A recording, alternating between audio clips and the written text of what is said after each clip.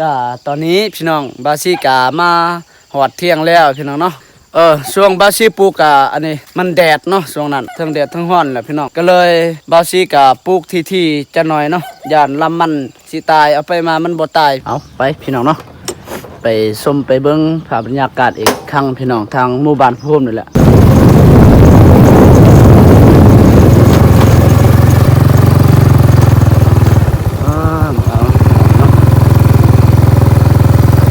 ชาน่ะตัวแก่วะตัวมูบ่แม่นวะ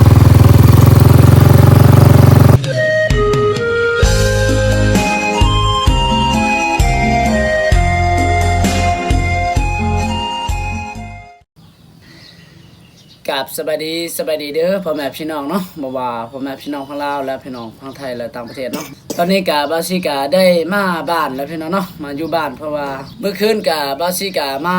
แต่ป้าพี่น้องเนาะมาแต่ผู้พี่น้องมาแต่หากินนี่แหละพี่น้องพอดีฮอดบ้านกะจนว่าค่ำพี่น้องเมื่อคืนนี่แหละเฮามาพี่น้องกับทีมงาน4คนพี่น้องแล้วก็มื้อนี้อีกกะบาซิกาเมื่อสวนเมื่อปลูกมันแหละพี่น้องเนาะเพราะว่าบาซิกาปลูกมันบ่ทันแล้วพี่น้องก็สิได้เมื่อปลูกมันต่อยเนาะก็บาซิกาบ่ทันได้เมื่อสวนเนาะพี่น้องก็เลยก็สิได้เมื่อมื้อนี้อีกพี่น้องเนาะเมื่อปลูกมันนั่นแหละบ่ฮู้ว่าเดี๋ยวบาซิกาสิได้อัปเดตเนาะให้พี่ให้น้องได้ชมภาพบรรยากาศทั้งบ้านหมู่บ้านผู้โฮมพี่น้องเนาะเอ้าพี่น้องเนาะเดี๋ยวไปติดตามไปเบิ่งน้ำกันพี่น้องบาซิกาสิได้อัปเดตอีกเนาะทางหมู่บ้านภูมิภาพบรรยากาศมันเป็นจังใดพี่น้อยเนาะเอ้าพี่น้องเนาะมาผมเอาหลายอย่างฮังก็สิได้อัปเดตเนาะก็สิได้เมื่อส่วนคือเก่านั่นแหละพี่น้องเนาะนี่ภาพบรรยากาศตอนเช้าเนาะพี่น้องเอาไปพี่น้องเนาะไปชมไปเบิ่งภาพบรรยากาศอีกครั้งพี่น้องทางหมู่บ้านภูมินี่แหละ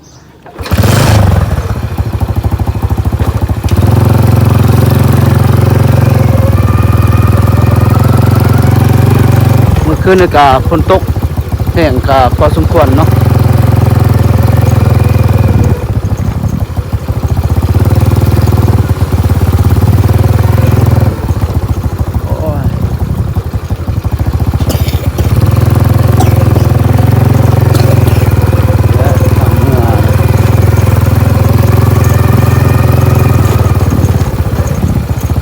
อันนี้คนฟ้าอากาศตอนเช้าแบบคือแบบฝนตกเนาะ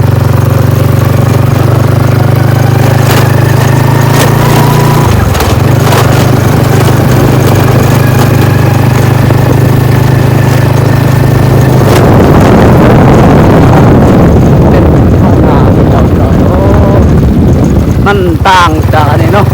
เวลาเนี่ยฝนตกเนี่ยมันอันนี้มันเขียวเนาะก็คือยามฤดูอันนี้ฤดูแรงนะแบบมันบ่งามธรรมชาติ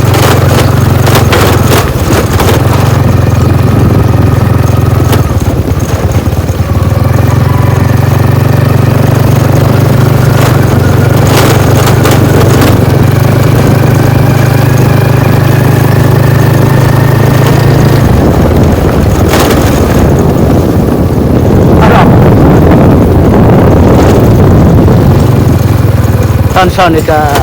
มีอยู่คนอยู่บ้านเนาะ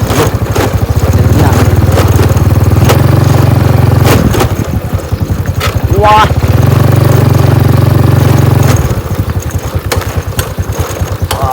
ซื้อบัตรก่อน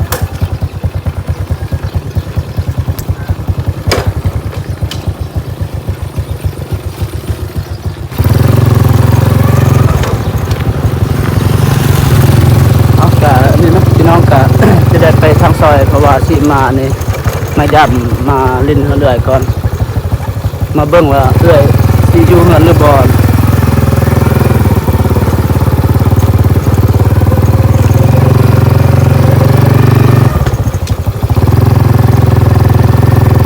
โอ้ยอยู่เฮือนอยู่เด้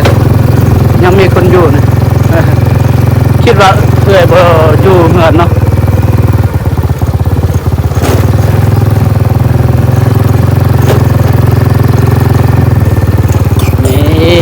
น้องเนาะเรื่อยเนาะ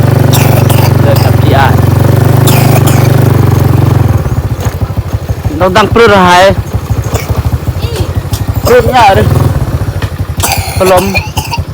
นักอมองโชคตัวเป็นเล่นตุน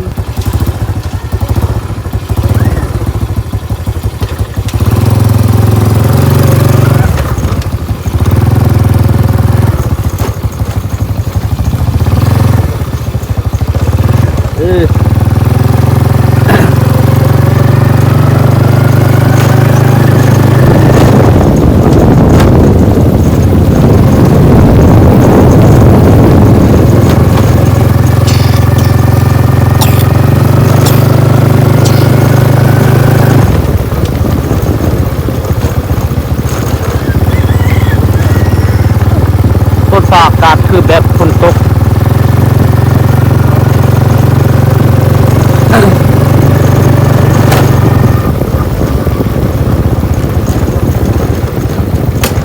ว้า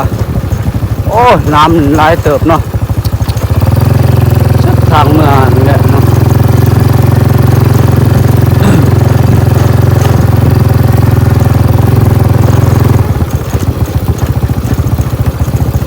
มื่นแล้วนั่นเอง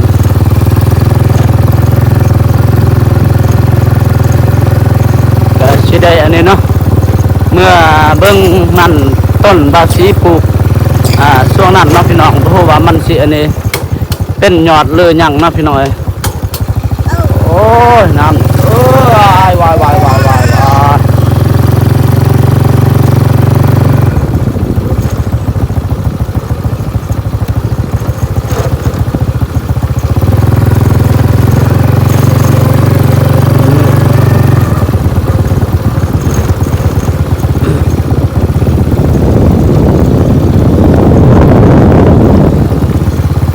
ไก่กะซีฮอตอันนี้เนาะพี่น้องเอ้ยไก่ซีฮอตฤดูเฮ็ดไร่เฮ็ดนาเลยพี่น้องอันนี้กะเดือน5ไก่ซีฮอตเดือน6แล้วเนาะพอดีเดือน6เดือน7กะสิได้เฮ็ดไร่ไถนาแล้วพี่น้องเอ้ย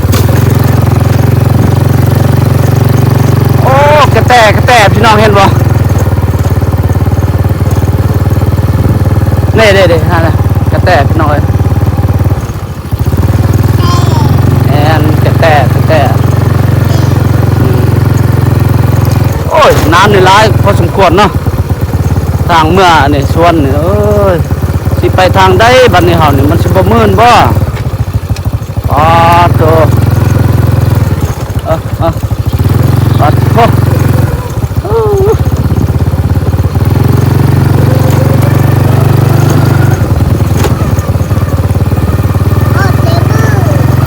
ฝนตกบ่ฝนตกเนาะ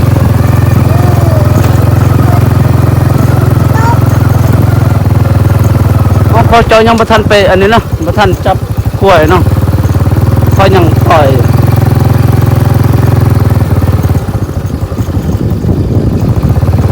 โอ้โหสวยงามจริงๆพี่น้อยนี่ส่วนอ้อยเขาเจ้าก็สูงแล้วเนาะมีแต่เป็นอันนี้ยอดเพราะมันงามใบก็มันเขียวเนาะ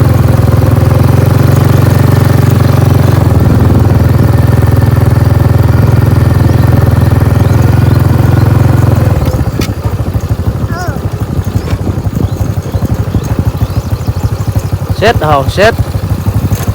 ทางได้มันโอ้ยอันตรายเด้อทางนี่โอ้โห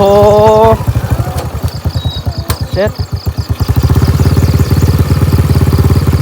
ความตายก็มันเหมือนเนาะ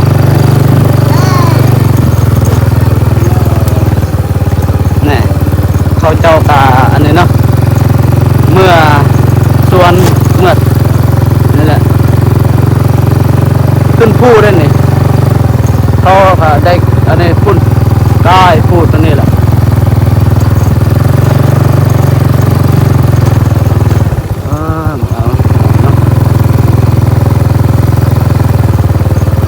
รัตติ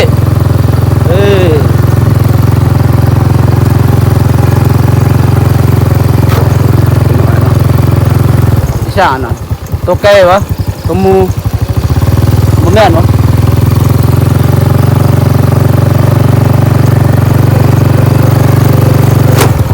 ไก่สิฮอดแล้วพี่น้องเนาะไก่สิฮอดสวนล่ะโอ้ภาพบรรยากาศยามนี่ยามฤดูฝนนี่ก็สดสวยงามพี่น้อยนี่โอ้ภาพธรรมชาติเขียวเนาะบ่คืออันนี้ยามฤดูแล้งแบบมันอันนี้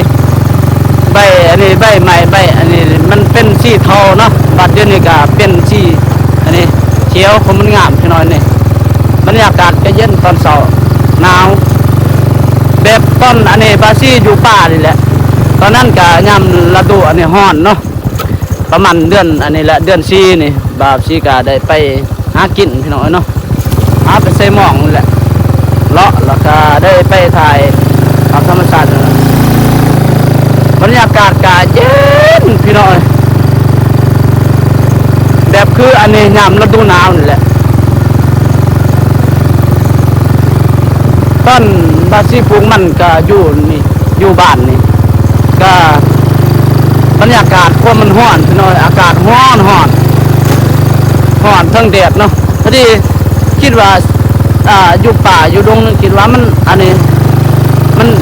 ร้อนมันแดดเนาะไปมาอยู่หันกะหนาวเย็นพี่น้อย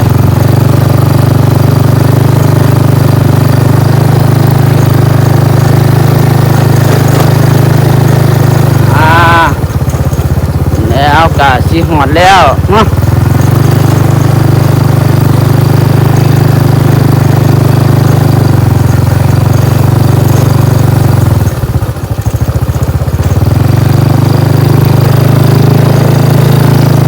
อีแม่เนาะนี่อีแม่บาซี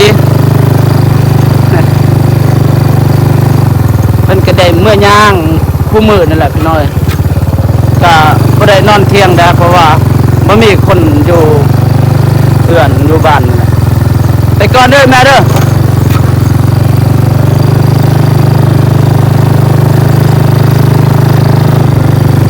โอ้พ่อกับแม่กะนี่เนาะเจ๊งานแล้วๆพี่น้องนี่โอ้คนมันงามเอ้ยเจือกเนาะมันเจือกมันเจือกเอาโอ้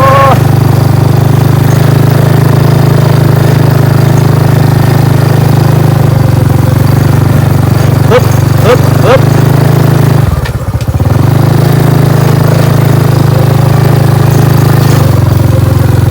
นอนป่า5-6 คืนพี่น้อย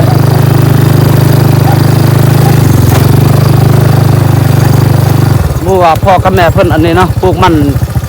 แล้วเรือบอลจักแล้วจังหยังเนาะไปลงไปเกียดดำ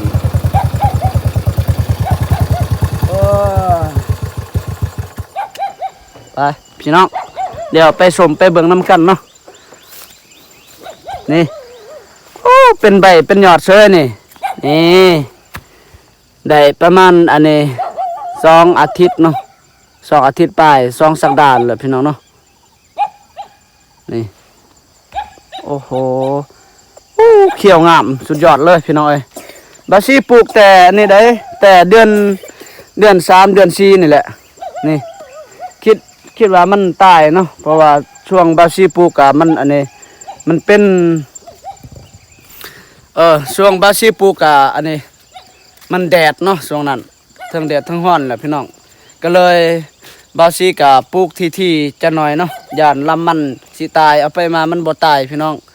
กะนี่คือเห็นนี่แหละพี่น้อยเนาะเขียวงามอยู่นี่โอ้ดีใจแห้งพี่น้องบ่คือปีกายช่วงบาซี่ทางให้ใหม่ๆเนาะอยู่นี่แล้วก็ปลูกมัน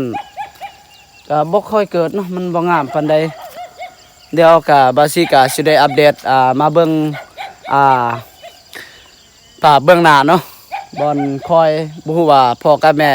เพิ่นปลูกแล้วหรือยังเนาะเดี๋ยวเราไปชมไปเบิ่งนํกันพี่น้องเนาะมาช่วงบาซี่ปลูกก็เพียงนี้นี่พี่น้อยนี่ก็คือเห็นอันนี้ตามอันนี้เห็นใบเขียวๆนี่แหละพี่น้องเพราะว่ามันอันนี้ บาซีปลูกแล้วเนาะมาเบิ่งอยู่อ๋อยังบ่ทันได้ปลูกพี่น้องเอ้ยเนาะปลูกบ่ทันแล้วหากับปลูกแต่เบื้องนั้นเห็นบ่พี่น้องปลูกเบื้องนั้นเนาะกะยังเบื้องนี้นี่ประมาณยังมือเดียวกันแล้วเนาะพี่น้องเนาะนี่ยังน้อยเดียวเนาะไล่แต่นี่กะฮอดนี่โอ้บ่ทันแล้วคือกันเนาะนี่พี่น้องงามอยู่บ่มันอันนี้บาซีพี่น้องนี่โอ้โหงามจริงๆฮู้ปาดโถป่าบรรยากาศตอนเช้าคักเนาะนี่นั่นก็เป็นเที่ยงพี่อ้ายเนาะส่วนเราญาเนี่ยบ่ให้เว้าเนาะโตะนี่เกิดมาใหม่ไวขนาดเนาะเพียงนี้แหละก็บาซีกะนี่เนาะได้ปลูกเป็นโตอันนี้เห็นแต่ละมันเพราะว่าพ่อกับแม่เนาะเราปลูกเพราะว่าบาซีกะบ่ได้อยู่บ้านอยู่ป่านี่แหละพี่น้องหากะมามื้อนี้เนาะพี่น้องเนาะก็เลยมื้อนี้ก็เมื่อส่วนคือเก่าแหละเมื่อปลูกมันนี่แหละพี่น้องเนาะ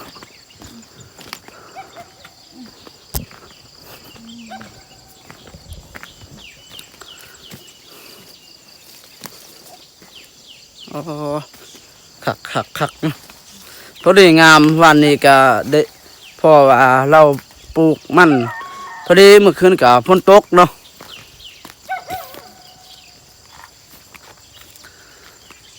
เอาพี่น้องเนาะก็ตอนนี้พี่น้องบาซีกามาหอดเที่ยงแล้วพี่น้องเนาะบาซีกาสิได้อัปเดตให้พี่ให้น้องได้ชมสำนีไปก่อนพี่น้องเนาะเดี๋ยวเราไปติดตามไปชมคลิปใหม่พี่น้องบาซีกาสิได้อัปเดตให้พี่ให้น้องได้เบิ่งเนาะเอาขอบคุณหลายๆเด้อครับบอกว่าพ่อแม่พี่น้องฝั่งลาวและฝั่งไทยเนาะขอให้พี่ๆน้องๆขอให้ FC เนาะอยู่ดีมีแรงเนาะให้สุขภาพแข็งแรงอายุควันยืนเนาะบ๊ายบายพี่น้องเจอกันคลิปต่อไปเนาะ